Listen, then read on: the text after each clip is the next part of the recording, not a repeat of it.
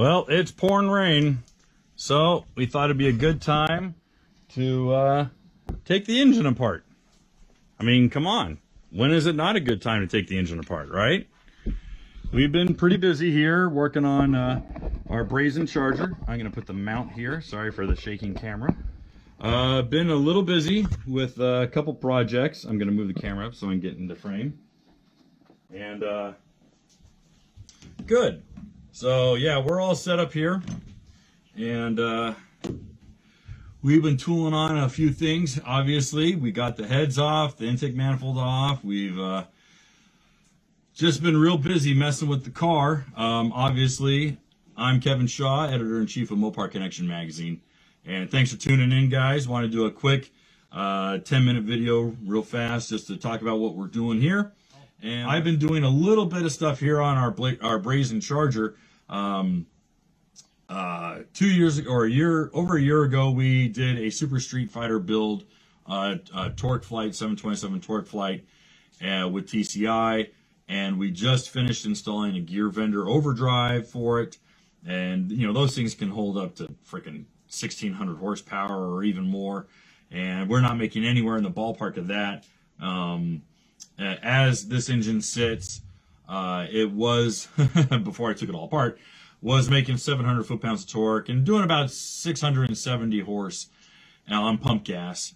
This is a pump gas motor, even at 11 1/4 to 1.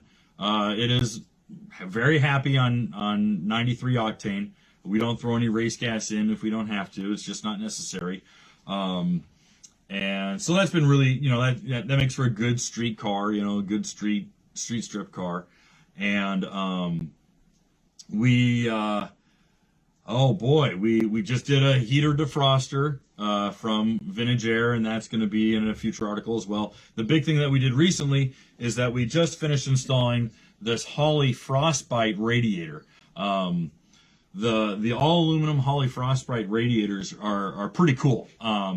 They give you an extra inch of depth, and they change the flow of it from being a horizontal flow to a vertical flow, and it takes the reservoirs and puts them on top and bottom, and does a couple of other little things that are really cool.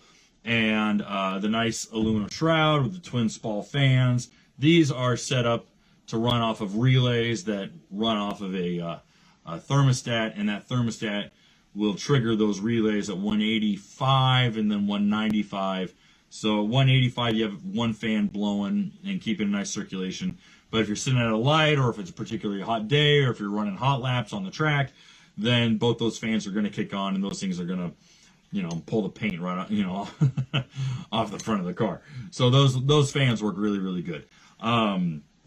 And one of the nicer things about this is that we actually reached out to Eastwood and got 2 cans of their radiator paint. And the radiator paint works really well in that it doesn't clog up the fins, and it allows heat to wick off more than just saying using a high temp engine paint or an exhaust paint or something even worse than that.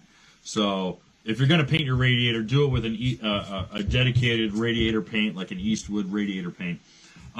So all this stuff is upcoming articles. I'm kind of teasing everything that we got coming up in the future. What I did want to talk about today, just really briefly, was I want to talk about originality. And I personally am a big believer in building the car you want. That is just a personal philosophy of mine.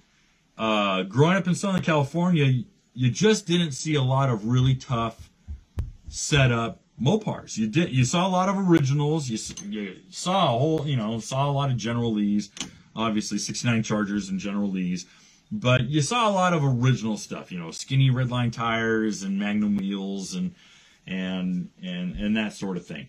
And that was fine. They're great. You know, that you know, it gets you excited by all means.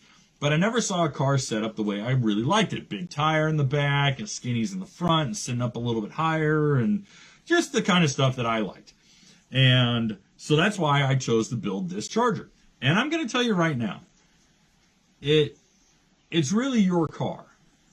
And, you know, we are lucky enough to live in a world where you got some extra money and you're able to put together the car you've always wanted, and you're able to make it your own and be creative And by God, you should be allowed to do that.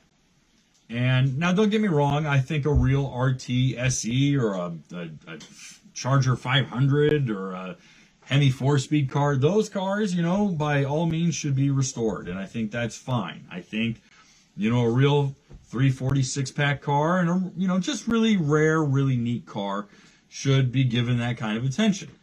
I personally am one that says that if it's a 318 or a 2-barrel, like this car was a 2-barrel 383 car.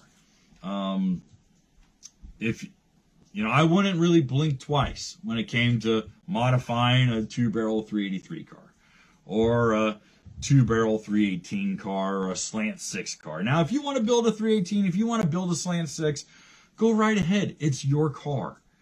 But I want to encourage all of you who are listening to this and care what I have to say, build the car you want. If you find a 318 Satellite and you want to make a Hemi Roadrunner out of it, go make a Hemi Roadrunner out of it. If you find a 68 Barracuda and you want to make a Hellcat Barracuda, then go right ahead and hopefully we can help you with some tips and tricks on how to do it. But don't let anyone tell you.